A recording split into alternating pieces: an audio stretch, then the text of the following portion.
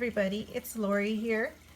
I have a project share, a couple of paper clips for a swap that I'm involved in with Pen Pals for Life. I made this for the lady that I tagged, and the paper clip on the left here with the feathers and the little sequins and the little flower has backed with fun foam and was really quick and simple to make. Took less than 5 minutes in all reality.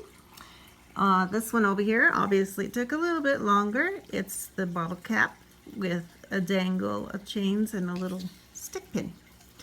It's got a Y for her initial, Life is Good, Made with Love, and a beautiful little elephant.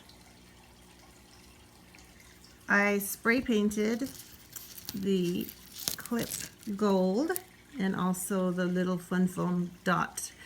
It was white, I spray painted that. That one took about 15-20 minutes max to make, so I thought it was really a unique way to make a fun paper clip.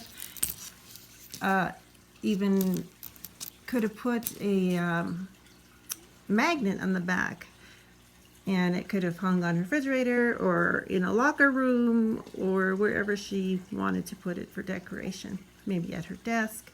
Anyhow, just wanted to share these two paper clips with you. I thought they were really cute.